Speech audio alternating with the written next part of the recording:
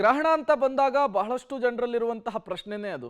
ಗ್ರಹಣದ ಸಂದರ್ಭದಲ್ಲಿ ಏನು ಮಾಡಬೇಕು, ಏನು ಮಾಡಬಾರ್ದು?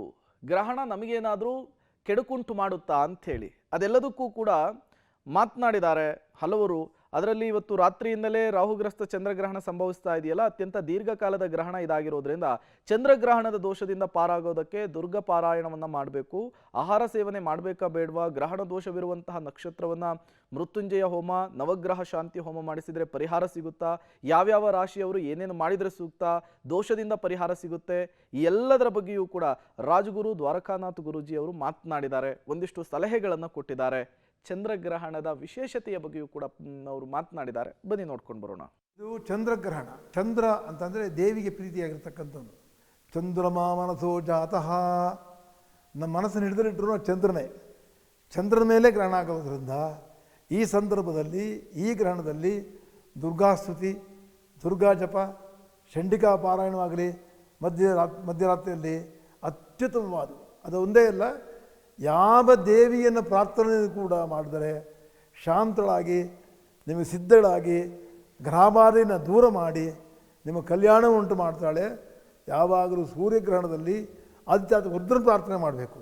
ಚಂದ್ರಗ್ರಹಣ ಬಂದಾಗ ಮಹಾಕಾಳಿ, ಮಹಾಲಕ್ಷ್ಮಿ, ಮಹಾಸರಸ್ವತಿ, ಚಂಡಿಕಾ ಮಹಾಲಕ್ಷ್ಮಿ, ಶಾರದಾ ಪರಮೇಶ್ವರನ ಪ್ರಾರ್ಥನೆ ಮಾಡಿದರೆ ಶಾರದಾಂ ಬುದ್ಧಿದಾತು ಅಂತ ಹೇಳಿದ್ದಾರೆ. ಚಂದ್ರಗ್ರಹಣದ ದೋಷದಿಂದ ಯಾವುದಾದ್ರೂ ದುಃಖ ಬರುವುದಿದ್ದರೆ ದುರ್ಗಾಂ ಹರದಿ ದುಃಖ ಅಂತ ಹೇಳಿದ್ದಾಳೆ. ಒಂದು ನಾವೆಯಲ್ಲಿ ಹೋಗ್ತೇವೆ, ನಾವೇ ತೂತಾಗ್ಬೋದು, ಬಿರುಗಾಳಿ ಬರ್ಬೋದು, ಹಡಿಗೆ ಕೊಚ್ಕೊಂಡು ಹೋಗ್ಬೋದು. ಆದರೆ ನಮ್ಮನ್ನು ದಡತರಿಸೋಳು ದುರ್ಗಾ ಪರಮೇಶ್ವರನೇ. ದುರ್ಗಾ ಸೂಕ್ತವನ್ನು ಪಾರಾಯಣ ಮಾಡೋಣ ಅತ್ಯುತ್ತಮವಾದ ಫಲ ಪ್ರಾರಂಭವಾಗುತ್ತೆ. ದಡ ಮುಟ್ಟಿಸ್ತಾಳೆ.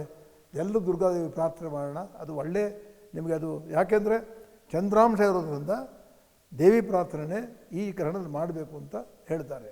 ದುರ್ಗಾ ಸೂಕ್ತವನ್ನೇ 18 ಅಂದರೆ 8 1 9 ಸಂಖ್ಯೆ ದುರ್ಗಾ ಅಂದರೆ 18 ಪಾರಾಯಣ ಮಾಡೋದು ಕೂಡ ಯಾವ ದೋಷವೂ ಬರೋಲ್ಲ, ಒಳ್ಳೆಯದು ಆಗುತ್ತೆ.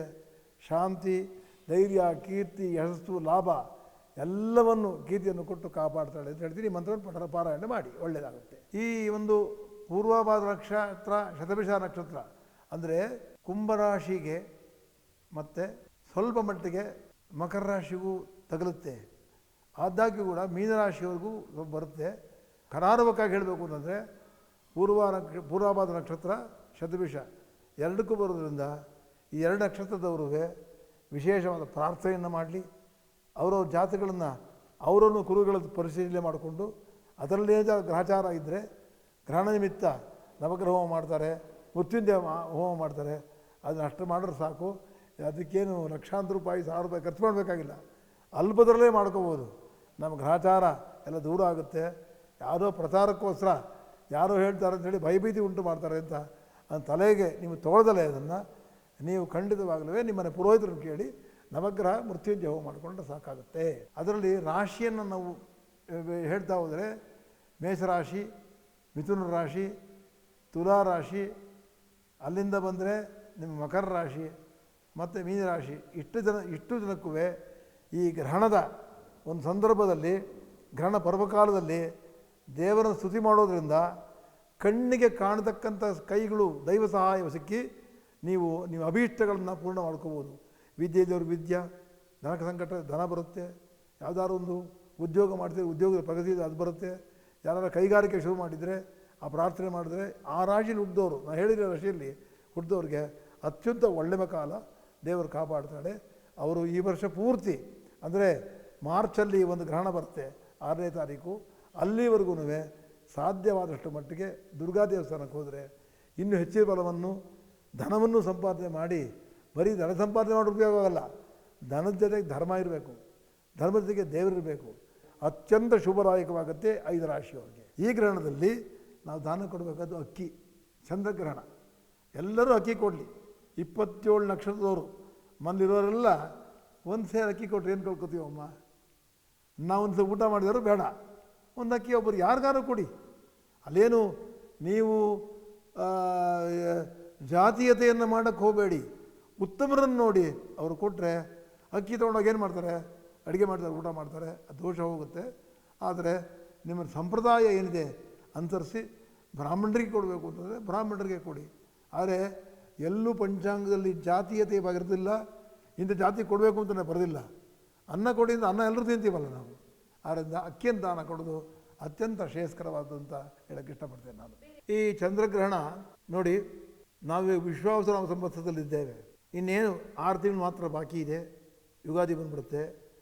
ಅದು ಪರಾಭವ ನಾಮ ಸಂವತ್ಸರ. ಅದು ಪರಾಭವ ಅಂತ ಅರ್ಥ ಆಗುತ್ತೆ, ಸೋಲು ಒಪ್ಕೋಬೇಕಾಗುತ್ತೆ. ಪರಾಭವ ಅಂದರೆ ಸೋಲು ಅಂತ ಅಷ್ಟೇನೆ. ಈ ಗ್ರಹಣದಿಂದ ಆರಂಭ ಆಗಿದ್ದು ಮುಂದೆ ಫಾಲ್ಗುಣ ಶುದ್ಧ ಪೌರ್ಣಮಿ ಮತ್ತೊಂದು ಗ್ರಹಣ ಬರುತ್ತೆ ದೇಶಕ್ಕೆ. ಇನ್ನೆರಡು ಅಮಾವಾಸ್ಯೆ ಮಾಘ ಮಾಸದಲ್ಲೊಂದು ಬರುತ್ತೆ. ಆ 2 ಗ್ರಹಣ ಕಾಣೋದಿಲ್ಲ, ಆದರೆ ಲೋಕವನ್ನೇ ಪೀಡಿಸುತ್ತದು. ಇಲ್ಲಿ ನಾನು ಏನು ಹೇಳ್ತೇನೆ, ನನ್ನ ಜ್ಞಾನದಲ್ಲಿ ಏನು ಹೇಳ್ತೀನಿ ಅಂತಂದರೆ, ಪ್ರಕೃತಿ ವಿಕೋಪ ತುಂಬ ಅತ್ಯಂತವಾಗಿ ಆಗುತ್ತೆ. ಜೊತೆಗೆ ಗುರುಗ್ರಹ 28ನೇ ತಾರೀಕು ಅಕ್ಟೋಬರು ಬದಲಾಯಿಸಿ ಕರ್ಕಾಟಕ ರಾಶಿಗೆ ಅತಿ ವೇಗದಲ್ಲಿ ಅವನು ಪ್ರವೇಶ ಮಾಡ್ತಾನೆ. ಆದರೆ ಅದೇನಪ್ಪ ಅಂತಂದರೆ, ಆ ಪ್ರಗತಿ, ಅವನ ಪ್ರವೇಶ ಕರ್ಕಾಟಕ ರಾಶಿಗೆ ಅಷ್ಟು ಒಳ್ಳೆಯದಾಗಲ್ಲ. ದೇವರು ನಿಯಮ ಹೆಂಗಿಟ್ಟಿದೆ ಅಂದರೆ, ಒಂದು ಕಡೆ ಗ್ರಹಣ, ಒಂದು ಕಡೆ ಅತ್ಯಂತ ಬೇಕಾದ ಗ್ರಹ ಗು, ಅವನ ಚಲನೆ, ಎಲ್ಲವೂ ಕೂಡ ಭಾರತ ದೇಶಕ್ಕೆ ದೊಡ್ಡ ಕಂಟಕವಿದೆ ಅಂತ ಹೇಳ್ತೀವಿ. ಸೆಪ್ಟೆಂಬರಿಂದ ಆರಂಭ ಆಗಿದ್ದು ಮುಂದಿನ ಮಾರ್ಚ್ ಏಪ್ರಿಲ್ ಹೊತ್ತಿಗೆ ನಾನಾ ಥರವಾದ ರಾಜಕೀಯಗಳನ್ನು ಖಂಡಿತವಾಗಿ ಕಂಡೇ ಕಾಣ್ತೀರಾ. ಇಷ್ಟು ಮಾತ್ರ ಹೇಳಬಲ್ಲೆ, ಯಾರೂ ನಮ್ಮ ಬಗ್ಗಿಸಿ ನಮ್ಮನ್ನು ಹಿಂಸಿಸ್ತಾರೋ, ನಮ್ಮ ಹಿಂಸಿಸಿ ನಮ್ಮ ಮೇಲೆ ದಬ್ಬಾಳಿಕೆ ಮಾಡಲಾರರು. ಆದರೆ ದೇಶಕ್ಕೆ ಯುದ್ಧ ಭೀತಿ ಖಂಡಿತವಾಗಿರುತ್ತೆ.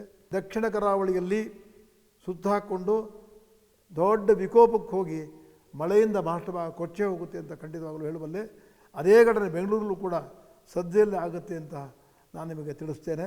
ಆಮೇಲೆ ಮತ್ತೆ ಒಂದು ಮೇಜರ್ ರಾಷ್ಟ್ರ ಮಟ್ಟದಲ್ಲೇ ಒಂದು ದೊಡ್ಡ ಆಕ್ಸಿಡೆಂಟ್ ಆಗತಕ್ಕ ಸಂಭವ ಇದೆ ಈ ಚಂದ್ರಗ್ರಹಣದಿಂದ.